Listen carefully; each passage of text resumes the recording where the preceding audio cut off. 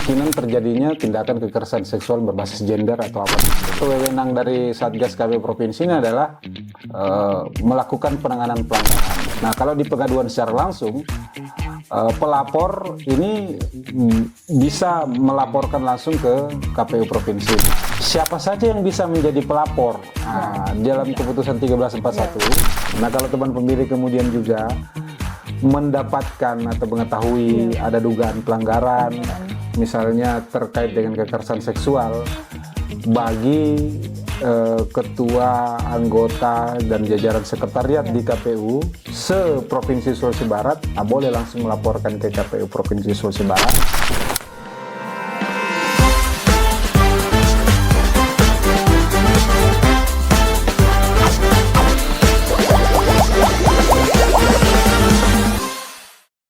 Halo teman pemilih, kembali lagi di podcast KPU Sulbar. Senang sekali saya Nurlutfi Andi Baso bisa membersamai teman pemilih di episode podcast kali ini.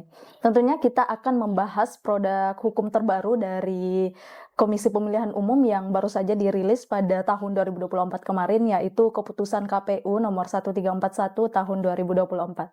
Nah, mungkin teman pemilih masih jarang ataupun belum mengetahui mengenai keputusan ini. Maka dari itu, hal ini penting untuk kita bahas karena menyangkut tentang integritas penyelenggara pemilu itu sendiri yang tentunya teman pemilih tidak sebatas teknis kepemiluan saja.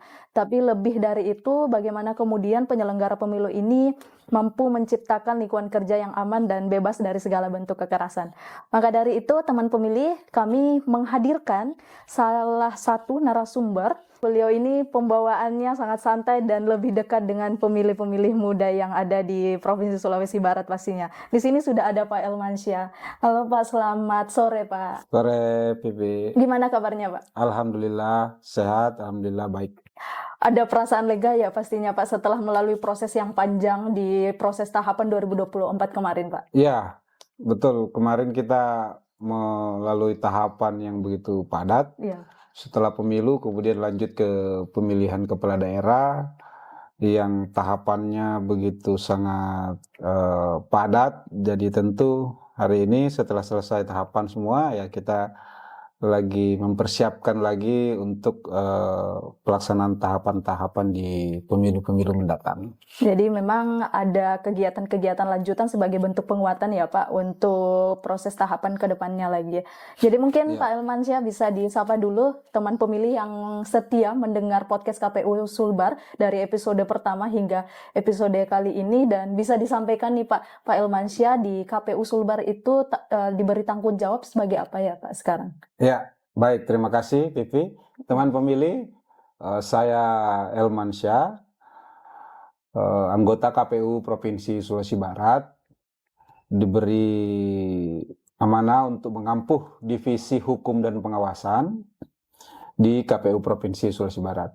Nah, untuk teman-teman pemilih semua yang ingin mendapatkan informasi tentang kepemiluan di wilayah Provinsi Sulawesi Barat, termasuk di 6 kabupaten. Nah, silahkan nonton terus podcast KPU Sulbar yang infonya katanya ini akan menghadirkan narasumber-narasumber yang berkompeten, yang berhubungan dengan bidang keilmuan masing-masing dari narasumber.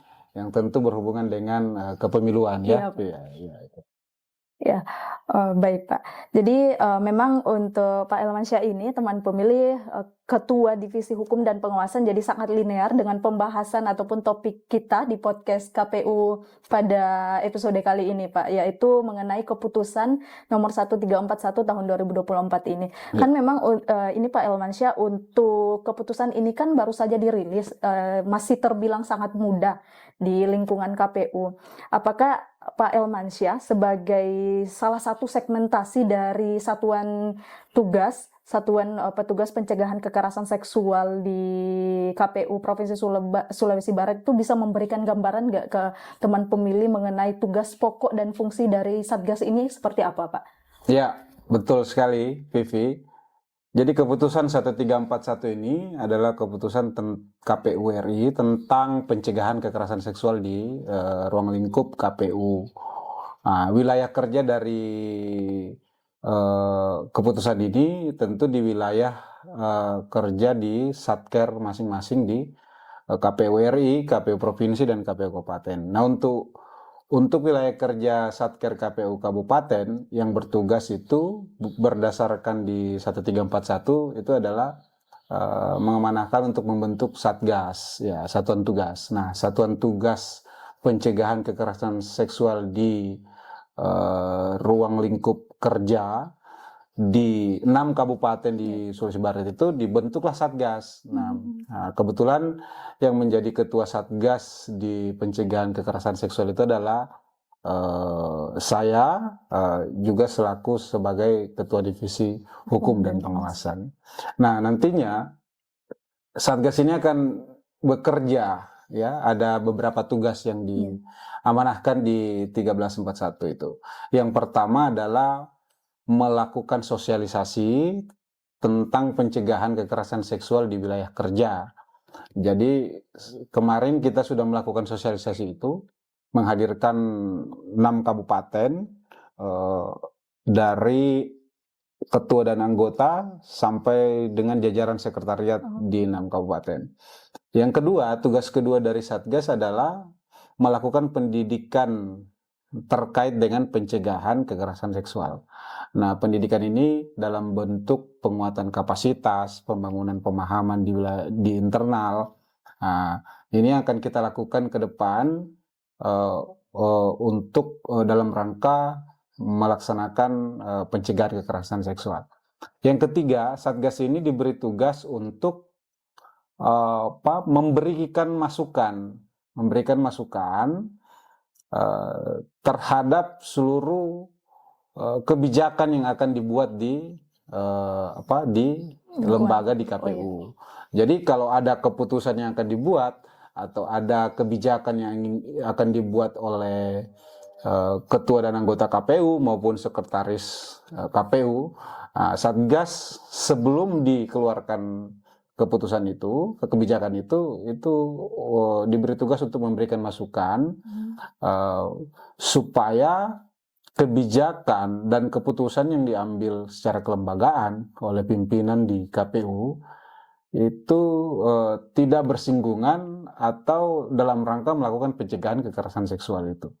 Nah, itu tugas ketiga. Tugas keempat adalah menyusun materi sosialisasi. Nah, ini sementara kita Satgas sementara bekerja untuk menyusun materi sosialisasi yang akan kita lakukan. Nah, nantinya materi ini akan kita sampaikan di beberapa kegiatan sosialisasi terkait dengan pencegahan kekerasan seksual di kabupaten-kabupaten di Sulawesi Barat. Berarti sasarannya bukan dari lingkungan KPU lagi ya, Pak? Sasarannya sudah lingkungan umum ya? Ya, tetap di lingkungan KPU. Maksudnya kita melakukan materi sosialisasi KPU. Satgas ini kan Satgas ini hanya dibentuk ada 2, Satgas Pencegahan Kekerasan Seksual di KPU RI, yang wilayah kerjanya adalah KPU RI dan KPU Provinsi. Nah, sementara Satgas Pencegahan KPU Provinsi ini wilayah kerjanya di kabupaten. Jadi kita akan melakukan sosialisasi dan pendidikan tentang pencegahan ini ke semua kabupaten di wilayah Sulawesi Barat di ruang kerja. Nah, selain tugas, kita diberi juga wewenang. Wewenang itu adalah pertama, wewenang Satgas adalah menyampaikan masukan tadi. Nah, salah satunya adalah menyampaikan masukan itu adalah menjadi kewenangan Satgas terkait seluruh produk kebijakan maupun keputusan yang akan dikeluarkan oleh KPU Provinsi Sulawesi Barat maupun KPU Kabupaten. Atau kota. Bahkan sampai hal-hal yang secara detail juga kita bisa memberikan masukan. Misalnya dalam bentuk flyer, dalam bentuk baliho atau alat sosialisasi peraga itu kita pastikan bahwa alat peraga itu tidak bersinggungan dengan kemungkinan terjadinya tindakan kekerasan seksual berbasis gender atau apa dan sebagainya. Jadi untuk satuan tugas ini Pak hanya berkedudukan di istilahnya KPU provinsi ya. Jadi untuk KPU kabupaten dan kota itu berkoordinasi langsung ketika ada satu masalah dengan satgas yang ada di KPU provinsi Pak. Ya. Atau ada pembentukan khusus juga nih Pak di KPU kabupaten atau kota. Ya, benar sekali Pipi. Jadi satgas ini hanya ada di KPU provinsi. KPU kabupaten posisinya ini adalah sebagai wilayah kerja. Nah, seluruh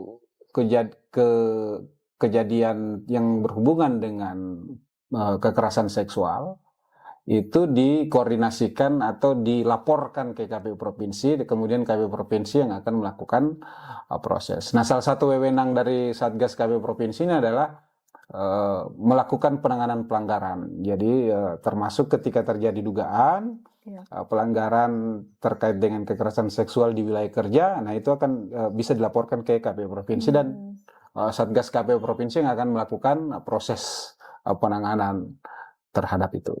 Ya. Jadi seperti itu ya Pak untuk tugas pokok dan fungsi dari satuan tugas pencegahan kekerasan seksual ini. Kan tadi Pak Elmansyah sudah menyinggung nih mengenai ketika ada dugaan pelanggaran ataupun perilaku kekerasan seksual yang dialami oleh satu orang ataupun subjek yang dimaksudkan di keputusan ini, kemudian ingin melapor nih Pak di satuan tugas pencegahan kekerasan seksual. Gimana sih prosedur atau cara kerja dari satuan petugas ini untuk kemudian menerima laporan dari korban, Pak? Iya, jadi mekanismenya ada dua. Pertama, pengaduan secara langsung maupun pengaduan secara tidak langsung. Nah, kalau di pengaduan secara langsung, pelapor ini bisa melaporkan langsung ke KPU Provinsi. Nah, di Satgas KPU Provinsi itu beralamatkan di kantor KPU Provinsi Sulawesi Barat. Jadi bisa datang langsung, kemudian akan diarahkan untuk mengisi formulir pengaduan. Nah, siapa saja yang bisa menjadi pelapor? Dalam keputusan 1341, jadi yang menjadi pelapor itu adalah rekan kerja. Nah, misalnya Vivi ini kan rekan kerjanya yang menyaksikan atau mengetahui, boleh melaporkan. Nah, rekan kerja, kemudian keluarga korban, boleh juga. Kemudian atasan korban boleh melaporkan, dan juga pihak lainnya. Pihak lainnya ini adalah orang-orang yang mengetahui bahwa terjadi dugaan tindak kekerasan seksual terhadap korban misalnya. Itu boleh melaporkan siapa saja. Jadi bukan hanya orang yang dirugikan ya Pak, atau korban, dalam hal ini korban yang bisa melaporkan ke Satgas. Iya, betul. Jadi bukan hanya korban, tapi kalau ada teman, rekan kerja, kemudian keluarga, atasan, itu bisa melaporkan. Nah, itu pengaduan secara langsung. Nah, kalau secara tidak langsung itu boleh melalui via email, surat elektronik yang kemudian disampaikan kepada KPU Provinsi, dan kita sudah menyampaikan itu flyer untuk pengaduan secara surat elektronik, dan juga melalui via WA, WhatsApp. Jadi tidak perlu mengisi lagi form atau secara online Pak, secara online kalau ingin melaporkan secara tidak langsung. Iya, jadi kalau secara tidak langsung nanti akan diarahkan langsung, diarahkan oleh bagian pengaduan, bagian pelaporan di Satgas yang akan mengarahkan, kemudian meminta dokumen-dokumen yang berhubungan, kemudian akan langsung diisi ke formulir aduan oleh panitia pelaporan. Ya, itu yang akan mengisi langsung untuk mengisi form aduan laporannya, dan itu akan langsung diproses. Nah, Satgas ini bekerja selama 7 hari kerja. Ya, jadi kita hanya akan menerima untuk pengaduan secara langsung itu di hari Senin sampai dengan hari Jumat. Itu pun di jam kerja. Nah, kalau hari Senin sampai Kamis itu di jam 8 pagi sampai dengan jam 16.00 WITA. Kalau di hari Jumat dari jam 8 pagi sampai dengan 16.30 WITA. Jadi kalau ada laporan yang kemudian dimasukkan di hari Sabtu atau hari Minggu, tidak pada hari kerja, maka waktu penanganannya kita akan geser dimulai dengan hari pertama di hari kerja. Berarti dia di hari Senin baru kita proses. Baru terhitung satu kerja. Nah, itu proses dalam penanganan laporan terkait dugaan tindak kekerasan seksual di KPU. Ya, jadi itu tadi Pak Elmansyah, teman pemilu sudah menjelaskan gimana sih cara melapor kalau misalkan teman pemilih atau orang-orang yang dimaksudkan menjadi subjek dalam hal ini korban di keputusan nomor 1341 ini untuk kemudian melapor di Satgas sudah disampaikan tadi. Nah, sebenarnya untuk kasus-kasusnya sendiri kan Pak Elmansyah, untuk kekerasan seksual itu berbagai macam lagi, bervariasi Pak. Ada kekerasan seksual secara fisik dan non fisik. Nah, seringkali di lingkungan kerja itu yang paling sering terjadi adalah kekerasan non fisik. Atau salah satu contohnya ya Pak, in case ada catcalling kayak seperti itu Pak. Gimana sih Pak Elmansyah melihat fenomena tersebut Pak? Iya, memang kalau kita cross check ya, kebanyakan yang terjadi memang adalah di wilayah kerja itu kemungkinan besar yang terjadi adalah pelecehan non seksual. Salah satu di dalamnya itu adalah pelecehan verbal. Misalnya kadang dari kita memberikan komentar apa dan sebagainya yang kemudian menyakiti salah satu, misalnya kan komentar-komentar yang dianggap lelucon ternyata itu bagian dari pelecehan verbal. Nah, ini yang berupaya untuk Satgas lakukan. Makanya dalam beberapa rapat pleno pimpinan dan dalam rapat koordinasi kami sering mengingatkan bahwa ingat, hati-hati dalam memilih kata sekarang, karena KPU sudah membuat Satgas Pencegahan Kekerasan Seksual. Nah, salah satu jenis kekerasan itu adalah kekerasan seksual non fisik yang dalamnya adalah pelecehan verbal. Ya, saya di luar juga ya sering berguyon ya, di beberapa di luar ya. Kalau di KPU saya belum pernah lihat, tapi kalau di luar saya sering teman-teman berguyon itu memang dianggap humor, tapi ternyata itu ada kandungan pelecehan verbalnya di dalam, ya. Itu menyebut identitas, kemudian memperjelas status, kemudian ditertawai, itu kan bagian dari pelecehan.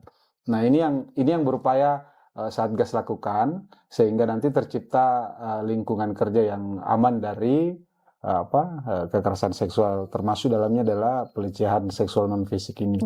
Ya. Jadi memang dimaksudkan keputusan ini dihadirkan untuk pembatasan ya Pak, dari subjek yang dimasukkan dalam keputusan KPU ini untuk kemudian bagaimana cara berperilaku, berguyon yang benar sesuai dengan kebijakan terbaru ini ya Pak. Jadi untuk lebih lanjutnya sih Pak, untuk bantuan hukum seperti apa sih yang sebenarnya bisa diberikan kepada korban ya sebagaimana yang diamanatkan dalam keputusan nomor 1341 ini Pak, dan bagaimana cara melindungi nih privasinya biar korban juga setelah melapor ke Satgas tetap bisa bekerja sebagaimana sehari-harinya Pak. Jadi Satgas itu bekerja sebelum ditetapkan menjadi satuan tugas pencegahan, mereka diwajibkan untuk menandatangani surat pernyataan. Ya, jadi anggota Satgas itu kan ada 5. Satgas itu yang pertama, ketua Satgas itu adalah saya sendiri ex officio dari Ketua Divisi Hukum dan Penguasaan. Kemudian anggota Satgas ada 4. Kalau di KPU Provinsi Sulawesi Barat, anggota yang pertama itu adalah Pak Kadif Divisi SDM Parmas, ya Pak Budiman Imran. Kemudian anggota Satgas berikutnya adalah Bapak Sekretaris KPU, kemudian Kepala Bagian SDM Parmas itu Pak Aswan, kemudian Kepala Bagian Hukum dan Teknis Penyelenggaraan Pemilu itu Pak Sahwan. Jadi kami ada 5 anggota Satgas ini. Anggota Satgas ada 5. Sebelum diputuskan dalam bentuk surat keputusan, itu diwajibkan bagi kelima anggota Satgas ini untuk menandatangani surat pernyataan yang isinya salah satu fakta integritas. Ya, fakta integritas. Surat pernyataan itu isinya adalah bersedia untuk menjaga kerahasiaan, identitas korban, identitas pelapor. Itu kita jaga kerahasiaannya. Jadi saya pastikan ketika terjadi dugaan pelanggaran kekerasan seksual, kita pastikan bahwa yang mengetahui atau kelima anggota Satgas ini akan menjaga kerahasiaan dari identitas korban dan pelaku. Kami pastikan. Kalau ada bocor keluar dari kelimanya ini, itu mungkin akan kami langsung evaluasi dan bisa saja kami laporkan ke KPU RI bahwa salah satu anggota Satgas ini kemudian tidak melakukan apa yang di surat pernyataan atau fakta integritas ini tentang itu. Jadi kami jaminlah untuk itu. Nah kemudian selain dari 5 orang ini siapa yang berpotensi kemudian untuk mengetahui? Ya, betul. Nah, yang berpotensi mengetahui berikutnya adalah tentu panitia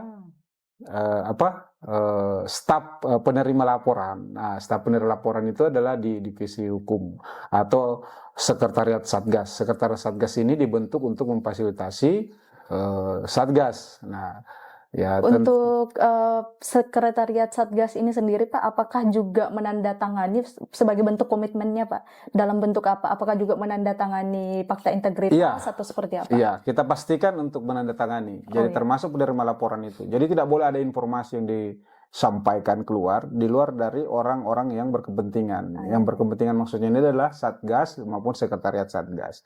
Kalau terjadi sesuatu itu misalnya tidak menjaga kerahasiaan, maka tentu anggota Satgas akan melakukan tindakan, mengevaluasi atau melakukan pembinaan untuk memastikan identitas dari korban dan pelaku ini untuk kita jaga kerahasiaannya dan kita jamin si pelapor nanti akan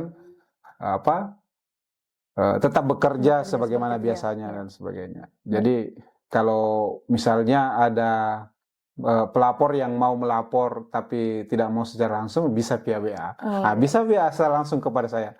Nah kalau kepada saya kan saya akan jamin bahwa itu akan terjaga kerahasiaannya. Jadi alurnya ke 5 Satgas tadi bisa ke Pak Elmansyah atau 5 anggotanya tadi. Setelah itu ditindaklanjuti yang di bagian pengaduan ya Pak? Ya, baru akan ditindaklanjuti dan kami akan panggil bahwa ini.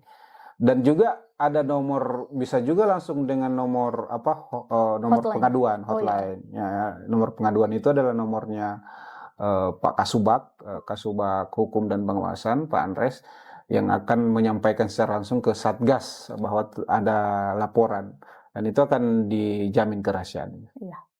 Jadi memang sudah ada komitmen ya Pak dari Satgas maupun beserta jajaran dari Pak Elmansyah di Satgas Pencegahan Kekerasan Seksual ini sendiri di lingkungan KPU Sulbar. Jadi keputusan 1341 ini itu memang sudah lengkap ya, alurnya, prosedurnya, kemudian jaminan bagi pelaku, jadi pelapor dan korban itu memang sudah dijamin dan kita berpatokan terhadap keputusan 1341 ini. 1341. Ya.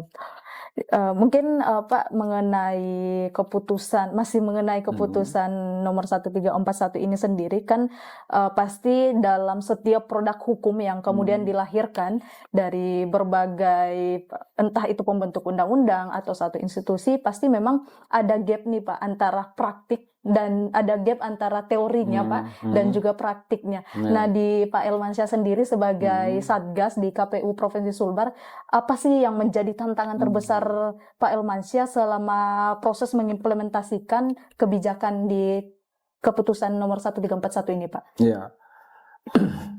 Yang pertama tentu karena keputusan ini adalah keputusan baru, kemudian yang baru-baru diterbitkan, kemudian kita baru implementasikan di Satker. Tentu tantangan yang pertama adalah bagaimana bisa melakukan sosialisasi, karena di dalam keputusan 1341 itu definisi korban, pengertian dari korban itu adalah ketua dan anggota KPU, setiap jajaran, sekretariat, bahkan sampai ke staf pendukung. Staf pendukung ini misalnya Prabu Bakti, Prabu Saji. Jadi semua ini bisa berpotensi menjadi korban. Nah, sehingga penting untuk melakukan sosialisasi bukan hanya di jajaran pimpinan, tapi juga bagaimana cara. Nah, itu tantangan pertama, melakukan sosialisasi. Yang kedua, tantangan berikutnya adalah memastikan lingkungan Satker KPU ini bisa aman dan kondusif dari kekerasan seksual. Nah, di keputusan 1341 itu kita bahkan harus memastikan misalnya di semua kantor itu di lorong-lorong yang gelap, yang remang-remang itu tidak boleh lagi. Nah, kita pastikan untuk semua ada lampunya. ada penerangan Iya, di situ, ya. Nah, ini saya juga belum, nanti akan mengecek langsung, misalnya adakah lorong-lorong dari antar bagian itu yang gelap. Nah, karena itu bagian dari langkah atau upaya untuk melakukan pencegahan. Jadi dipastikan semua penerangannya ada. Kemudian CCTV di kantor itu posisinya di mana? Adakah CCTV yang menyorot tempat-tempat privat misalnya, ya. Kamar mandi, toilet, kan itu tidak boleh diberikan CCTV. Nah, itu tantangan yang harus kita pastikan bersama, dan itu akan berkelanjutan karena ya lembaga KPU ini akan terus ada dan akan melaksanakan pemilihan, dan itu bagian dari upaya kita untuk melakukan. Yang ketiga, itu kesadaran terhadap kekerasan seksual. Bagi saya secara pribadi, ya itu yang paling penting. Saya secara pribadi juga baru melakukan pendalaman apa ini jenis kekerasan seksual, terus tindakan seperti apa yang dianggap sebagai bagian dari kekerasan seksual. Karena ini agak sulit kita membedakan, misalnya apalagi bagaimana dia bisa menjadi budaya, itu itu menjadi lebih rumit lagi karena harus beririsan dengan berbagai macam variabel dan sebagainya, sehingga kita mudah-mudahan bisa tantangan ini kita bisa hadapi dan juga terbentuk kesadaran secara maksimal dari setiap individu-individu yang ada di KPU Provinsi Sulawesi Barat maupun di KPU Kabupaten Sulawesi Barat. Nah, seperti itu ya teman pemilih, tadi Pak Elmansyah sudah menyampaikan sebenarnya untuk tantangan yang beliau hadapi, baik dari Pak Elmansyah secara pribadi maupun jajarannya di Satuan Tugas Pencegahan Kekerasan Seksual di lingkungan KPU ini memang ada cukup banyak, termasuk salah satunya bagaimana kemudian upaya-upaya preventif itu pemasangan penerangan di setiap sudut-sudut yang mungkin dianggap penting untuk dipasangi penerangan, dan yang kedua pemasangan kamera pengawas ya Pak, seperti itu. Nah, tadi Pak Elmansyah juga sempat menyinggung nih tentang budaya kerja. Nah, bagaimana kemudian Pak Elmansyah menumbuhkan budaya kerja yang istilahnya betul-betul bebas dari segala bentuk kekerasan di lingkungan KPU, Pak? Kalau langkah-langkah teknis yang kita lakukan, tentu bagaimana memastikan keputusan 1341 ini sudah dilaksanakan dengan baik. Karena menurut saya upaya-upaya pencegahan itu sebagian besar juga sudah tertuang dalam keputusan 1341. Seperti misalnya itu tadi penerangan, CCTV, kemudian ruang-ruang khusus privat untuk ibu-ibu yang misalnya yang menyusui dan sebagainya, itu perlu dipastikan ketersediaannya, sehingga kesadaran itu juga terbentuk karena karena fasilitas atau ekosistem yang mendukung. Nah itu. Nah kadang orang punya kesadaran tapi fasilitas dan ekosistem tidak mendukung, nah itu juga bisa menghambat. Nah itu yang kita pastikan. Nah di dalam beberapa bulan ke depan, nanti kita juga mau memastikan ke KPU-KPU Kabupaten sudah terpenuhi tidak ruang-ruang privat atau fasilitas-fasilitas atau upaya-upaya teknis yang diatur dalam 1341 ini dalam rangka melakukan pencegahan kekerasan seksual. Yang berikut penting dalam menyampaikan pemahaman tentang kekerasan seksual ini adalah bukan hanya di internal, tapi kita perlu melibatkan pihak-pihak eksternal yang lebih paham terkait dengan atau yang lebih lama konsen di wilayah kekerasan seksual. Misalnya ada penyintas dan sebagainya. Itu kita penting untuk diskusi dan sehingga memberi kepemahaman kepada semua yang bekerja di KPU Provinsi Sulawesi Barat, dan itu akan kita upayakan. Nah mudah-mudahan dalam beberapa waktu ke depan kita bisa laksanakan ini sehingga budaya kita sebagai orang Mandat, orang Sulawesi itu bisa menyatu dengan pencanangan budaya kekerasan seksual. Nah, sehingga seluruh langkah-langkah untuk mencegah itu bisa kita laksanakan dan itu bisa menjadi membudaya dan bisa kita lakukan secara berkelanjutan di KPU Provinsi Sulawesi Barat. Ya, begitu, Vivi. Baik, terima kasih Pak. Untuk mekanisme yang sudah atau dilakukan untuk memastikan keputusan nomor 1341 ini berjalan seperti apa Pak? Kemarin kita sudah melakukan sosialisasi. Nah, karena kita baru membentuk Satgas, langkah pertama sebagaimana tugas yang diamanatkan dalam keputusan 1341 itu adalah melakukan sosialisasi di ruang lingkup wilayah kerja kita. Kita menghadirkan ketua, anggota, jajaran sekretariat dalam sosialisasi. Yep. Nah, itu yang akan kita pastikan. Yang kedua, kita juga KPU Sulbar juga sudah membuat layanan hotline.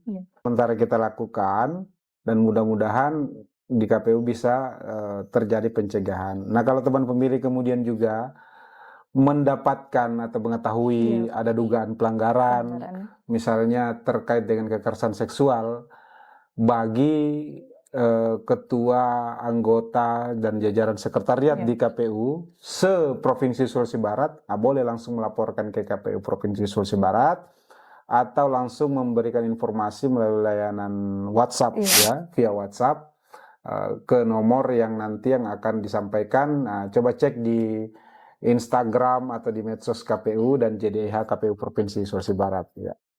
Jadi seperti itu ya teman pemilih, tadi Pak Elmansyah telah menjelaskan mengenai apa saja sih tugas pokok dan fungsi dari Satgas. Dari Satgas Pencegahan Kekerasan Seksual ini, gimana alur kerjanya, bagaimana kemudian Satgas ini menjaga privasi korban dan upaya-upaya preventif lainnya yang sudah dilakukan oleh Satgas KPU Provinsi Sulawesi Barat. Nah, teman pemilih, kita sudah ada di akhir obrolan podcast KPU Sulbar pada hari ini. Tentunya saya secara pribadi nih Pak Elmansyah belajar bahwa mengenai pencegahan kekerasan seksual itu kita tidak hanya berbicara soal aturan ya Pak Elmansyah atau produk hukum yang tertulis di atas kertas saja, tapi bagaimana kemudian kita berkomitmen untuk memang membangun lingkungan kerja yang sehat, aman dan bebas dari segala bentuk kekerasan. Ya, mungkin itu saja Pak Elmansyah. Terima kasih banyak sudah meluangkan waktu.